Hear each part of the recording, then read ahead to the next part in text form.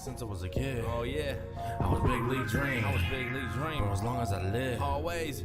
I'm big league dreaming. I never got to bat in the major leagues. I'd have liked to have that chance, just once. To stare down a big league pitcher. Make him think you know something he doesn't. Chance to squint at a sky so blue that it hurts your eyes just to look at. To feel the tingle in your arm as you connect with the ball. To run the bases, stretch a double into a triple, and flop face first. Wrap your arms around the bag. That's my wish, Rick and Silla. Welcome to Big League Dreaming, the podcast. We're so excited to be on today's show. John Gonzalez here, the dad. And if you've been following the podcast all summer long, you know that this is a baseball podcast between a dad and his three sons. And joining us today is son number one, Zach Gonzalez. How you doing, Zach? I'm doing great. Ready to go? Ready to go. It's been a little while. How you been? Pretty good overall? Yeah, we're hanging in there. The temperature's changing, season's changing, holidays are on the way. The kids are getting excited.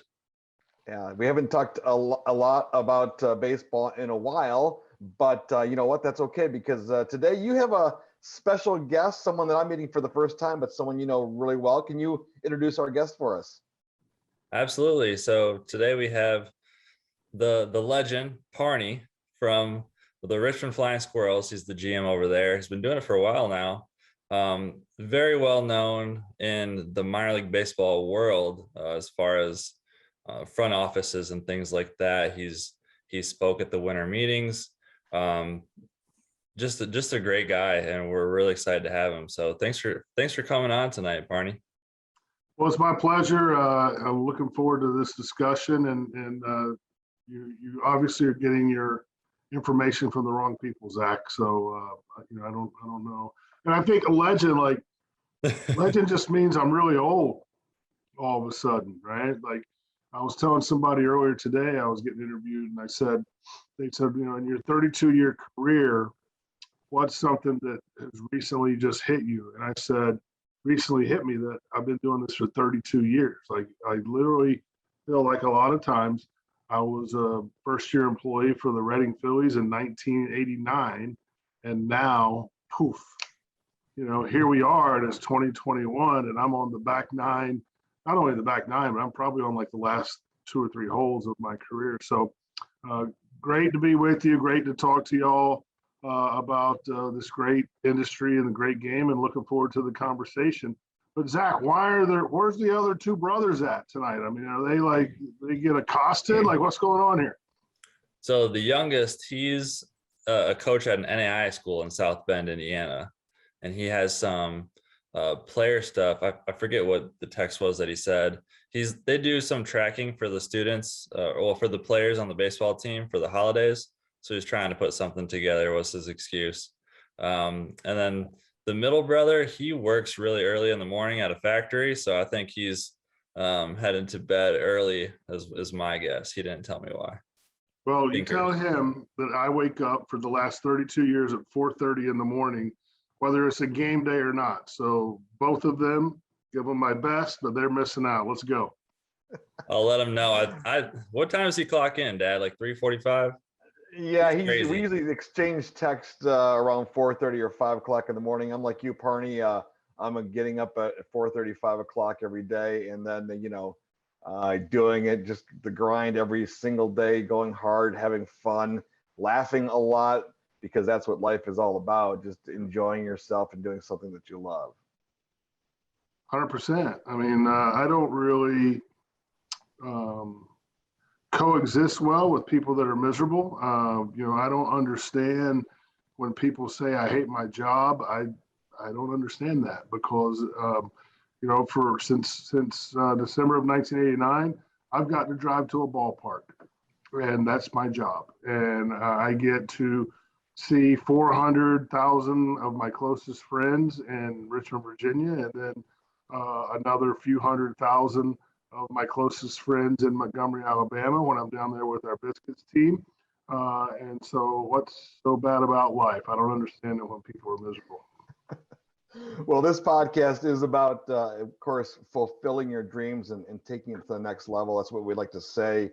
And you are certainly doing that. That's why you're a perfect, person to interview for this podcast. And I tell you what, I've heard, like Zach said, you are a legend. I've done my research. I don't think you know a little bit about me, but I'm a journalist by trade. So I've read a lot about you, and I've also look a lot of things I want to ask you. Zach knows all about you, having worked with you a little bit and living there in Richmond for a few years. But I have to ask you, what is up with the colored pants? Because every time I would do research and look for photos of you, you have these crazy whacked out pants that you're always wearing. Is that your thing? Well, it became a shtick in 2011 in Richmond. The staff was kind of not going through the motions, because we never go through the motions, but it's a long season, right? Like working in this industry, I always make fun of my friends in the NFL. They're like, oh, I got a game this Sunday. I'm like, oh, try 12 in a row and then get back to me, right? Like, they don't know what a grind is. And you mentioned the word grind. So, I always look to try to find something that's different. Like our 3 core values for both of our teams, but specifically Richmond, is to be different in everything we do, be fun in everything we do, and be impactful in everything we do. So, a long story short, I thought everybody was just kind of, we needed a little pick me up. So I found these loudmouth pants, company that John Daly works with, the golfer. And I got them and I wore them to a game and everybody was pumped up. I've made a little bit of a career out of self-deprecating humor, right? Like I'm not afraid to make fun of myself, and I do it a lot. And so I wore these pants, and then the next night I went back to wearing regular pants, and a fan walked in and said, I was at the game last night. That was so awesome. And tonight you're not even trying. And I went, all right, maybe we should turn this into a gig. So, now it's become as much of much of my personal brand, and that personal brand connects in, obviously, and coexists with the Flying Squirrels brand. And ironically, I've become great friends with John Daly. He's currently one of my closest friends, and we play golf together, and people make fun of the fact that I wear his pants better than he does. Oh, that's a great story. Well, I can just tell your enthusiasm for the game and your enthusiasm for life as well. Zach knows this, that our family has been surrounded by baseball since day one, and we're lucky to have. I was lucky to raise a family here in Grand Rapids, Michigan, home to the West Michigan Whitecaps. Jim Jarecki, Scott Lane, Love Jarecki, Chamberlain, Denny Bexley, all these guys just legends themselves in minor league baseball. You've won a lot of awards. Your teams have won awards as well, but you've won awards. They've won awards here in West Michigan. But I see the common goal between what they're doing and what you're doing is that you guys don't just rest on your laurels. The teams, the minor league teams out there around the country that are doing it and doing it well, are teams that have a little edge, or front offices that aren't afraid to take chances, and they do care, number one, about their community. I mean, that's first and foremost, right? Well, it's got to be others before self, number one. Others before self, always. And then number two, like I'm a firm believer that every single day you have a choice. Are you going to get better or are you going to get worse? You're not going to stay the same. And I really believe that every meeting counts, every conversation counts, every interaction with a fan counts, because we might have thousands of those in a single day. But, Jim, who works at the factory down the street, that bumped into Parney and got a picture taken with him at the front gates because he was wearing pants that had the sugar skulls on them, and Jim loves sugar skulls, that's going to matter for him. Jim's going to talk about that 150 times in the next week. So I just think you have to be prepared every day when you wake up to get better and to make any interaction with anybody, internal or external, something that they can feed off of. And look, it's not easy all the time. People say to me, you have to be on all the time. Does that get tiring?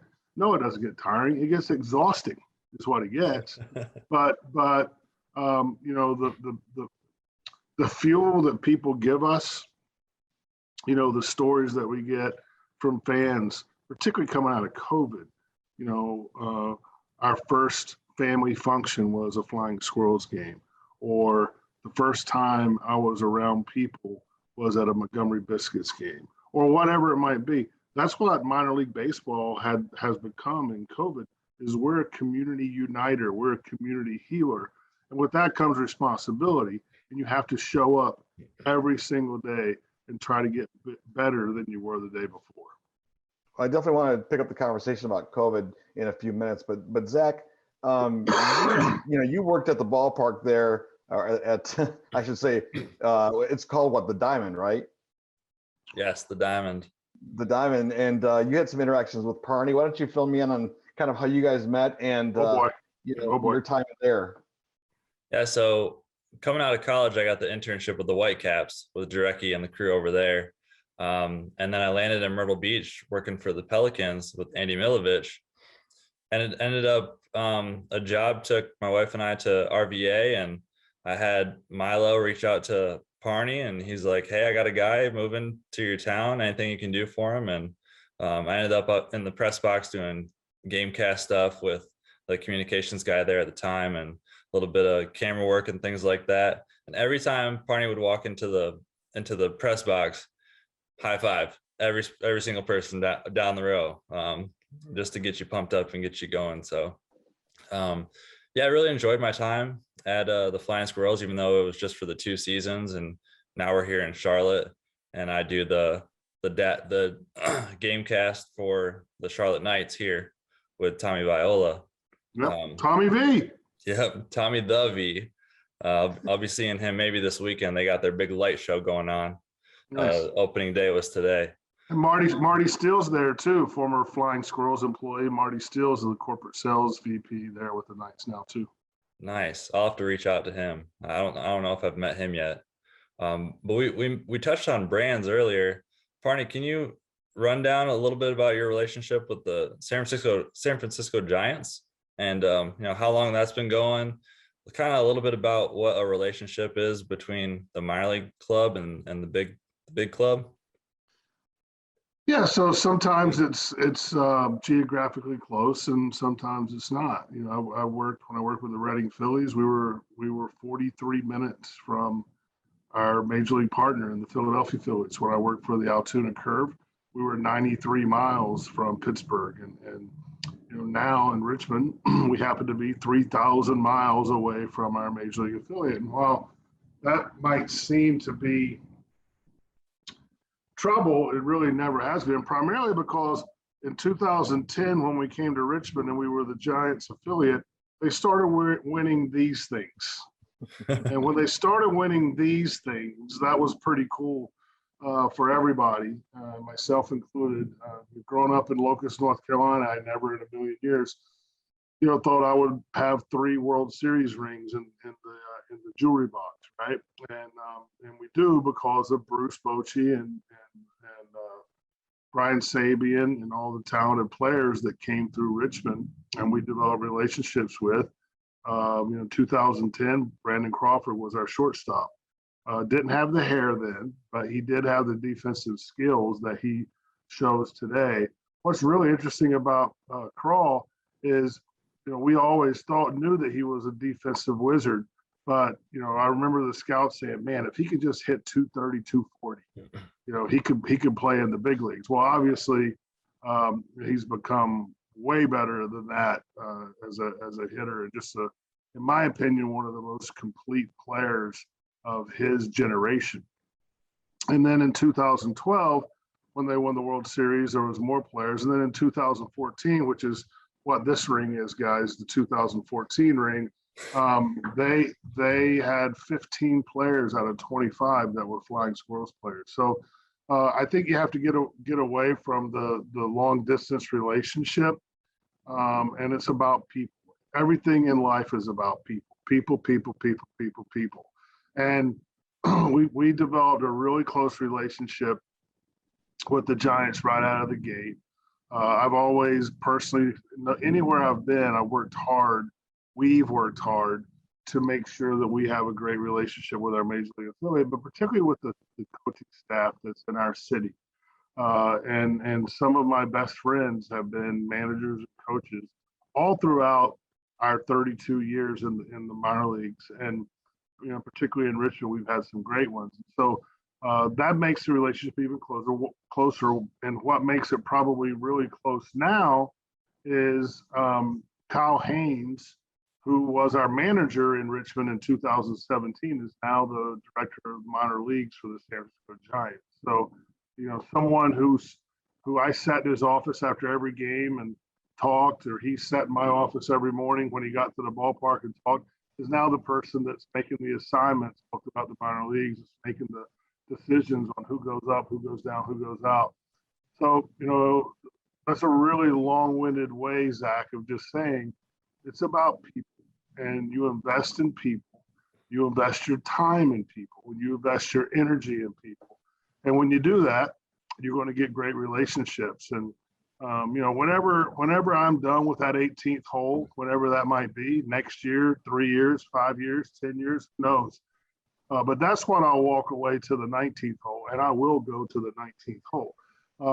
That's what I'll walk away with is literally thousands of people that I consider lifelong friends. And, I know I have a lot of friends that work in different industries, but I think the minor league baseball industry, like all the people, Zach, you just mentioned, about your walk and your career, Colin, those are people that would tote my coffin, like that's how tight we are in this industry. And if I have any addictions, it's probably that, like how tight knit this industry is, and how we would take bullets for each other. And, we're not perfect. Like no one's perfect. We fight, we argue, we disagree, but at the end of the day, we always have each other's back. And I think that's another reason why former athletes work so well as minor league baseball front office folks, is it's like a team, and it's like being in a locker room, and it's certainly not like corporate America. But I think that's one of the things that's worked so well for us. Sorry for the long-winded answer, but I was on the soapbox here for a little bit. Well, Parney, I'd love to know a little bit about your background. You mentioned Locust, North Carolina. I know that's just east of Charlotte, not too far from where Zach is at right now. You're from a small town. I'm from a small town. I came from a town in the thumb of Michigan of 1,800 people. I think Locust has about 2,900 people on a good day. It's a small town. You went to a small college. Messiah College in, what is it, Pennsylvania, right? That's a small school, private school. How do you go from a small town to a small college that no one's heard of to becoming, a legend in the minor league baseball industry, Just what we've been talking about, John, just, taking every day as an opportunity to improve, try to win every day, break it down simply. Like, in hockey, they talk about win every shift, right? If you win your shift, then the team's going to win the game. I feel like the same, try to win the next meeting, try to win the next Zoom, try to win. With all due respect, though, I get what you're saying. I love it, but it has to come from somewhere. There had to be a moment, how do you develop this philosophy? No one just turns it on like that overnight. There's got to be a story here. For me, growing up, the story that I like to always tell when I give speeches, and I give about 150 to 200 a year. And by the way, you jumped in there like a professional interrogator. That was really nice, John. Good job. Redirection, counselor. But my dad took me to a Charlotte O's game, and when we were at the Charlotte O's game, I saw this person that was walking around with a logo shirt on, and this person was ubiquitous. They were all over the place. Well, a really long story, really short, was that was the general manager of the team. I ended up asking my dad who that guy was, and he took me through these whole series of, he marketed the team so I would buy tickets. He sold advertising to the Eddie's Tire Care Center on the outfield billboard, and all that. It got to the point where I'm like, hey, Dad, does this guy get paid to do this? And it, you're right. It all came full circle. Like I said, I've been going to a ballpark for the last 32 years. I literally said to my dad, you're telling me this guy gets to drive to a ballpark every day of his life and that's his job. And I said to my dad that day, that's got to be the greatest job in the history of the universe. So that's the foundational, you're right, that's the foundational story. And no matter how bad it gets, and it got bad during COVID, but no matter how bad it gets, I try to remember that 10-year-old kid who thinks it's the greatest job in the history of the universe. So very good redirection, very good way of getting me to go back to the foundational principle and the foundational story.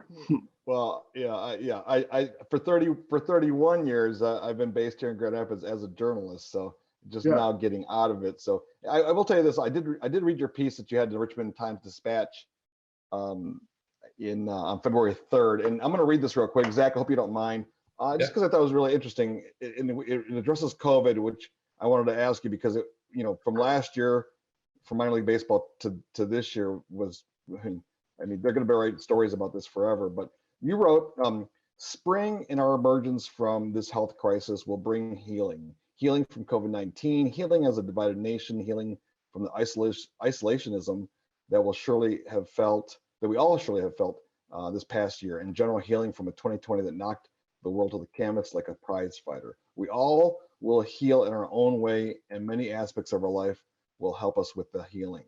But please know this, all across this great Commonwealth, minor league baseball teams will be ready with a detailed and long-awaited plan to welcome back not only our fans, but our entire community to a safe outdoor environment that will provide families within our communities a pathway toward this healing. Baseball can do that. We can do that. It is time." I love that. I love that sentiment. In retrospect, looking back at what you said then, how did you feel that you come out of it? I mean, how did it go, do you think? We helped the healing. Time and time again, people with tears in their eyes walking through the stadium, or people in line for those 32-ounce beers we sell in Richmond. I've been thinking about this for 16 months, standing in this line to get a beer. Look, we're not in the baseball business. We're not in the entertainment business. We're in the memory making business. Not everybody likes baseball. Like every speech I give, I do a little shtick where I say, everybody who loves baseball, please raise your hand. And 50 to 60 to 70% raise their hand. And then I say, how many of you like making memories with your family and friends? And we're 100% every single time, because everybody likes making memories with their families and friends. So I think that's why I felt like, and then when we wrote that was honestly trying to get the governor to open things back up a little bit. And we were a community leader in that. We were a community outspoken leader in trying to get to the healing process. I did countless commercials on vaccination and getting people to get vaccinated. Like, we don't hide. I recently was involved in an ad campaign for a pro casino in Richmond. It failed, but I put myself out there because I believed in it. So I think, to get back to kind of where you were steering me, John, you gotta have it in your heart. when you need to be an outspoken leader and you're an outspoken, energetic person, you got to believe in what you're doing. And I believe firmly that the Richmond Flying Squirrels, the Myrtle Beach Pelicans, the Charlotte Knights, all the teams around the country, all 120 minor league teams with Major League Baseball, are healing components of their community. Nothing brings people from all over the community together like minor league baseball. And I'm sorry to my brethren in hockey and basketball and football, but it's just different, man. It's just different. And I'm proud to be in this industry that brings communities together. It's not about wins and losses. It's about the wins that you have with families from all around the country. Well, I know Zach probably has baseball questions, but I probably should share. Zach, should we share some memories with him about this shirt? Is that what I told you guys in the parking lot? Family, yes. Yeah, we have family memories with the Richmond Flying Squirrels. Go ahead, Zach. Tell Parney that story. Yeah, so my parents drove down to Richmond to visit us from Michigan, and my wife and I were like, well, I forget what was going on, but we told them we'll meet you at the stadium, and we were getting ready to go into a game as fans. and my wife and I were expecting, and we were like, do we tell them at the game or do we wait until later on to No tell them? way. And my wife's like I have to tell them immediately. I'm surprised I waited this long. And I was like, all right, we'll tell them as soon as we see them. And we had like a little tiny jersey, and we met up with them, and we were in the parking lot at the Diamond, and we just held up the little baby shirt. And my dad had no idea. He thought it was for our dog or something. My mom starts freaking out like, oh my gosh. So that's a memory we'll always have for our firstborn. Told my parents in the parking lot at the Diamond. Well, see, and that's kind of my point, guys. I mean, that's an awesome story, and we hear them day in and day out, and that's really what, again, is the fuel to this so-called Parney energy. You know, is just things like that. That's special, and you know, I don't take that for granted at all. And we as an organization live for it. I mean, it's absolutely fuel to our fire for sure. And John, you got to get a little bit better feel, buddy. Like if they show you a little thing, of course it's a baby's coming. All right, man. I was like, what? Why are they so excited about this shirt for the dog? I mean, it's tiny little, obviously a tiny dog shirt or something like that. Why is everyone crying? But, and then he's like, all Give right, me a 32-ounce beer. I'm gonna now. get all you guys a drink. And I'm like, Dad, she can't have a drink. And he was so flustered. It was hilarious. Yeah, but Zach, that's where you were wrong. You should have said she can't have a drink, so I will drink for her. we had a couple, yeah. That's exactly what we said. And Squints was throwing out the first pitch that day. Who was? Squints from the Sandlot. I remember that night. Yeah, he was great.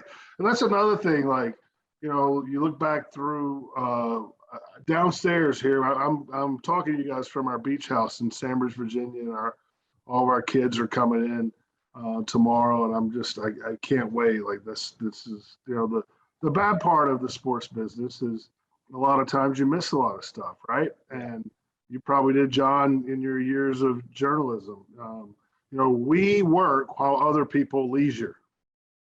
And that doesn't always jive with family. So we bought this house so that this could be like a meeting place for people. And anyway, you know, the memories that entire families have made is what it's all about.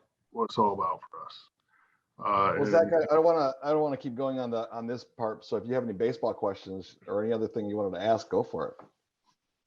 Yeah, I mean, I guess who are some of your favorite Squirrels that came through, whether it be with the Giants or another team? Any players come to mind that had a really good time in Richmond with you guys? Well, I mean, when people ask me this question, Zach, I go all the way back to the beginning. You know, 1989, the Phillies. You know, so when I was 13 years old, my parents moved us from Locust, North Carolina, to Philadelphia, Pennsylvania. So I was 13 years old when they did that. I was already jacked up, messed up enough as a 13-year-old boy who had his head on a swivel for every single thing that was happening around him. And then you move me from the country to the city. But when we did that, there was a ton of Phillies that I just followed on a daily basis. And a lot of them ended up in my cell phone. And that's a really funny thing. Like, you know, before he passed away, I did a bunch of work with Tug McGraw. Before he passed away, I did a bunch of work with Richie Ashburn. So, you know, that's another thing that this industry has given me personally is relationships with people that, you know, I considered heroes. And I'm lucky to report tonight, you know, you hear the saying, you never want to meet your heroes. Well, I've never really experienced that because all the people that I considered heroes from a sports standpoint were all just dudes. They were all just good guys. They were all just people like me that put their pants on one leg at a time. You know, so when I got to Reading, a couple of names, Andy Ashby, who went on to have a great career. He was awesome. Scott Rowland in 1995 was a 19-year-old kid from Jasper, Indiana. We got a complaint one time about he was #1 draft pick, and this lady called in and complained to me about how she got his autograph, but it was chicken scratch. So, you know, you guys remember the scene in Bull Durham? Well, where he says, today we're going to learn your cliches. Well, I brought Scott Rowland into my office and put a plain sheet of paper in front of him and said, all right, Scott, today we're going to find out what is going to be your autograph. And we wrote his name a whole bunch of times. And I struggled. I said, that's the one. And then a few years later, when he was the rookie of the year for the Phillies, one of my buddies went down to a game and got his autograph. And I said, hey, can you bring that in? I want to see like if he's still doing it. And he was. And I got a million of those stories. I mean, one of these days when, again, I'm at the 19th hole, we can do the fireside chats with Parney. I think there'll be some interesting stories and then maybe some inflammatory stories. But as far as Richmond, I mentioned Brandon Crawford. Ryan Vogelsong and I were reunited. He actually pitched for us in Altoona. Oh, I skipped Andrew McCutcheon's one of my favorite people of all time. He was amazing when I was in Altoona. And I'm skipping so many people right now. Matt Capps for the Pittsburgh Pirates. And he was a closer for several teams. I mean, I could probably fill a whole roster if you guys gave me some time and just went around the diamond. I mean, that's how great it is. Like, and Zach, you were in Richmond. Like, my office is right across from the clubhouse, so like it's a constant flow in and out of my office, which happens to have a bar in it, but the players aren't allowed to be in the bar anymore. You know, and again, it's just about. I hate to be. I feel like I'm being too cliche for you guys tonight, but it's just about the relationships and that's what I love about it. The guy that you probably never made it to the big leagues, there's two guys that never, well, one guy didn't make it to the big leagues. His name is Mark Menikazi, one of the all-time characters. His walk-up song was Frank Sinatra. He only picked Frank Sinatra songs. And then another kid who made it to the big leagues for 31 days, he was a catcher named Steve LaRue. He actually lived at my house twice. During his minor league career. No player ever lived at my house. He kind of invited himself and ended up living at my house twice. So, you know, the stories are long, and there's a lot of them. And I skipped a bunch of people, but those are some of the names that popped in my head right away. You can really write your book when you get to that 19th hole, Parney. I'd probably need to wait till a lot of people die, Zach, before I write a book. Well, we really appreciate your time getting to know you. It's been a lot of fun. Have a great holiday if we don't get a chance to talk to you before the holidays. And hopefully we'll get a chance to meet you in person. That'd be a lot of fun.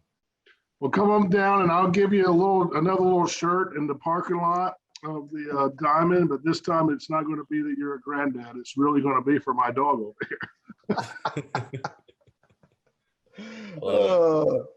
Awesome. Well, thanks again for joining us on the podcast. We appreciate it. Have a great off season. I know that the winter meetings are coming up. It's never a slow time. I know that for minor league baseball, you know, especially for the front office staff, you guys are busy planning for the season and, you know, selling sponsorships and season tickets, and it'll feel a little bit more normal going into 2022 than it did the last 2 years. Yeah, I mean, we have a schedule, right? Like we didn't have a schedule till February last year, so this does feel more normal, John. I mean, I've been averaging 10 to 12 meetings a day. We don't say off season because it's just a misnomer. There is no off season.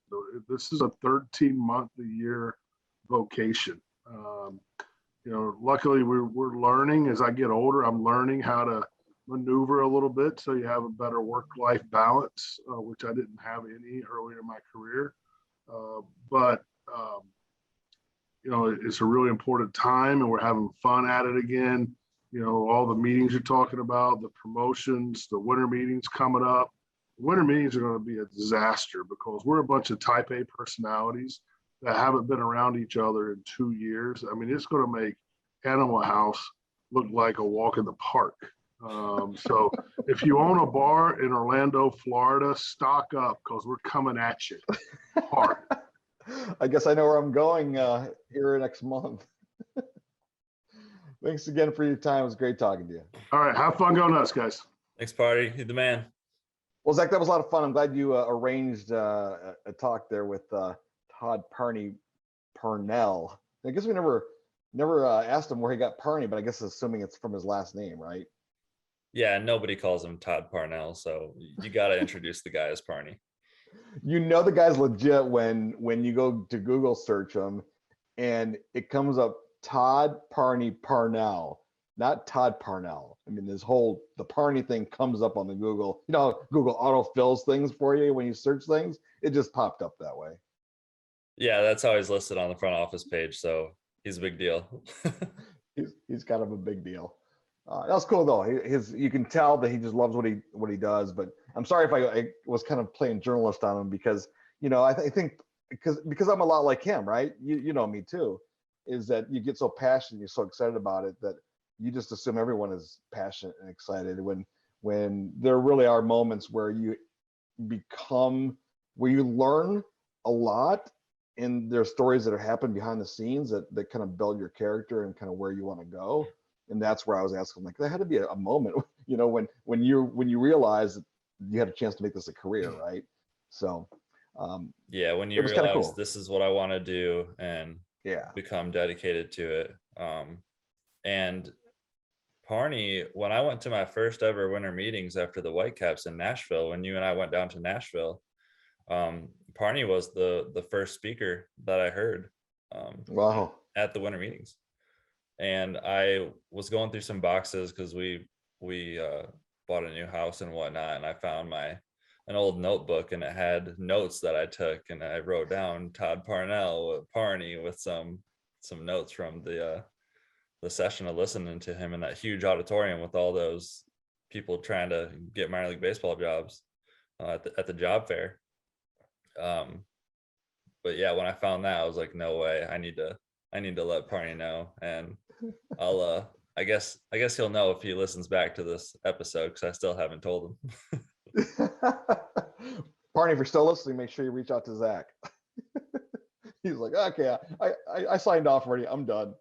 Yeah. He's a great guy, and I did have fun. We didn't get a chance to really ask him about the stadium, but I remember being there, kind of like it had kind of like a throwback feel to it. Like stadiums I would remember like from the 70s and 80s. It's not a new type of ballpark with all the little bells and whistles. I mean, it's a beautiful ballpark, but it's kind of old school in a way.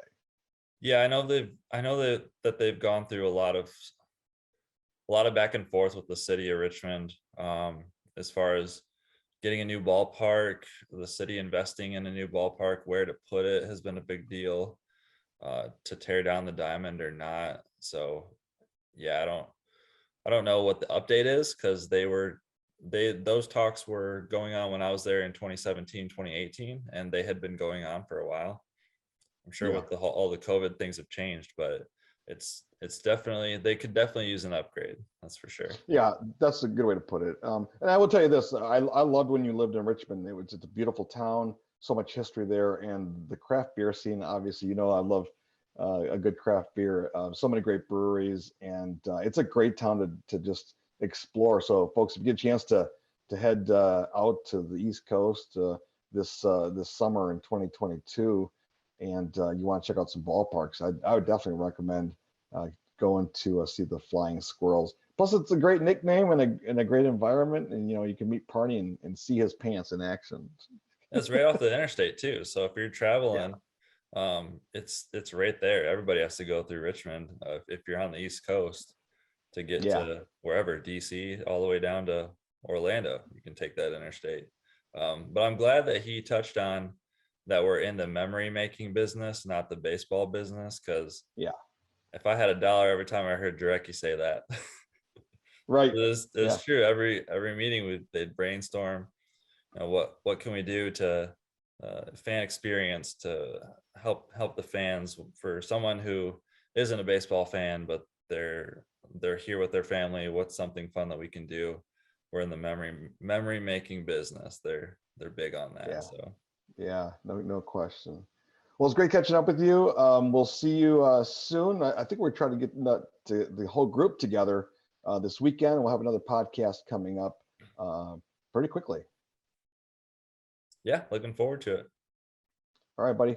Take care, and thanks everyone for joining us on today's podcast with Parney. Yeah, make sure to check it out. We have more podcasts coming up. Find us on all the social channels. Be sure to subscribe if you're watching on YouTube or somewhere else like that.